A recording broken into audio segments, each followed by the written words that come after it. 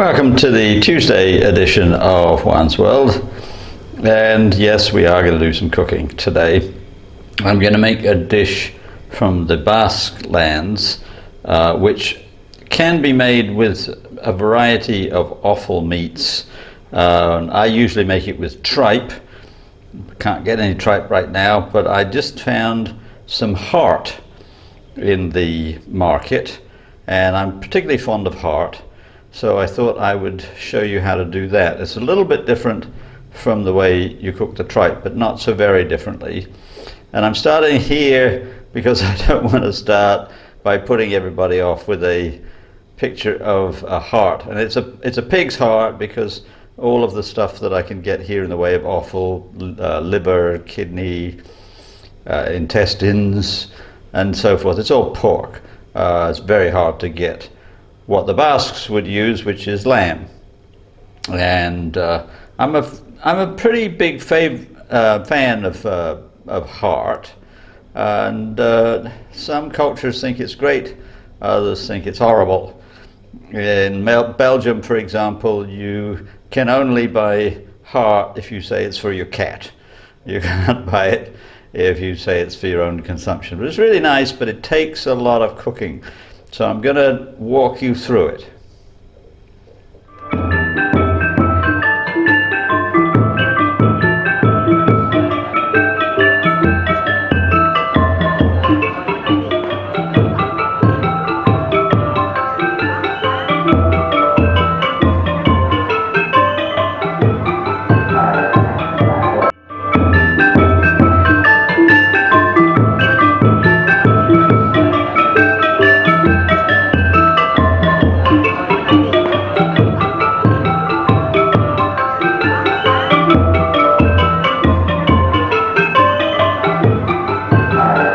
Okay, now I will start you off with, here's the heart. It's actually been split open, so it actually looks like conjoined hearts side by side, but it's actually split open. The inside is underneath. And the first thing I'm going to do is trim off all the fat and the blood vessels and so forth, and I'm going to slice it because it's a fairly tough meat and I want it to be tender. It's going to take a long time to cook.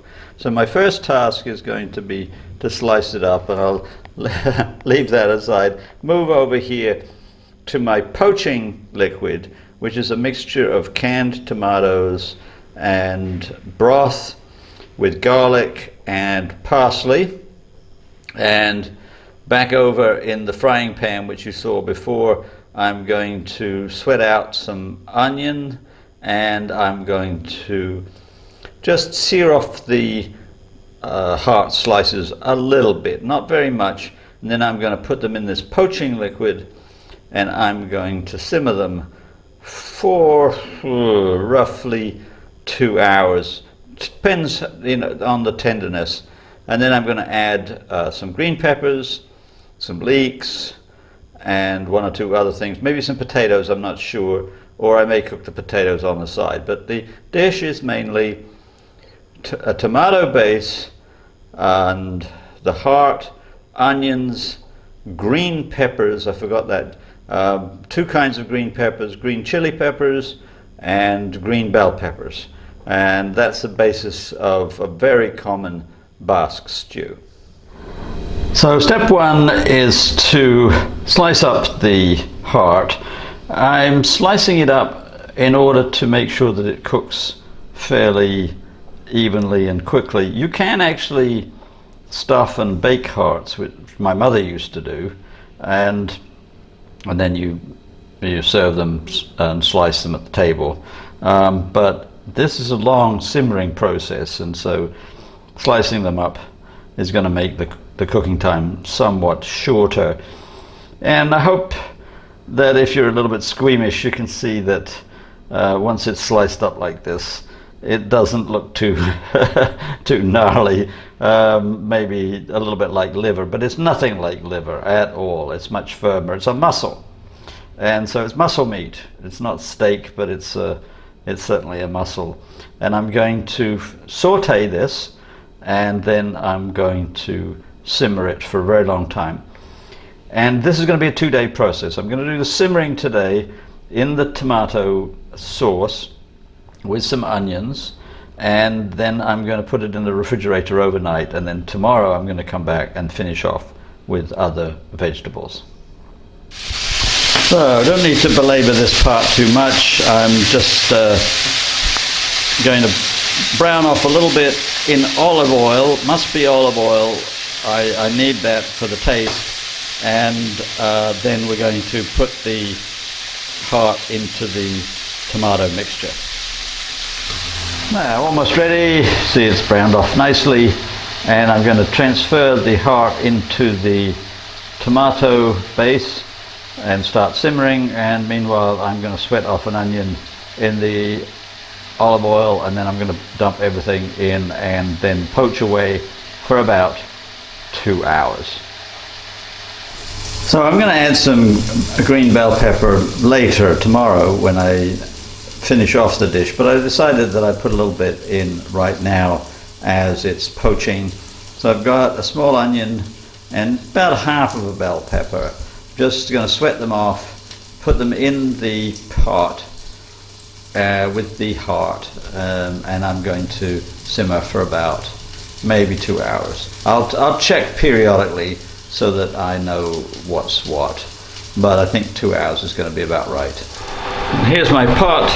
A little bit noisy because of the induction coil fan, so I won't belabor it too much, but this is everything together: the tomato stock, onions, green pepper and heart with some garlic, some little bit of hot pepper, a little bit of parsley, and we're just going to bring this to a gentle simmer and leave it to do its good thing, and then I'll come back and show you, and then tomorrow we'll finish up.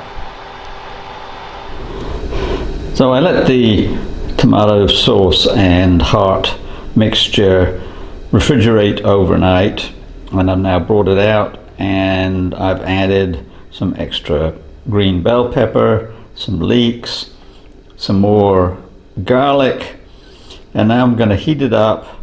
I might add some potatoes, I'm not sure. You need a carb with this, and I could make some poached potatoes in a separate dish, but it's maybe a bit pointless. I might put it in here, and then it'll be a one pot. Not entirely sure right now, but I'm going to turn on the induction burner and let everything cook together. The important thing is that on the second day you add the fresher ingredients, which pick up the tastes in the sauce that has been refrigerated overnight. And this is true of all sauces, that at the very end it's quite plausible to add just a little bit more of an ingredient that has been cooking with for a long time. I often do this with onions.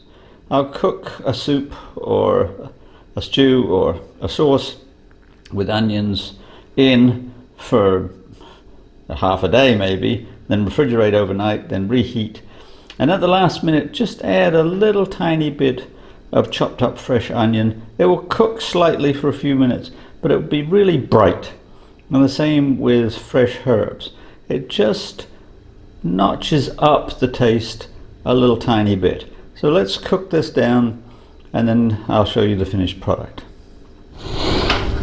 Alright, here's the finished product. You can see that in the end I did add some potatoes, just because it makes it simpler. One pot and then one dish, easy to clean up, and wasn't quite as hot as I might have liked.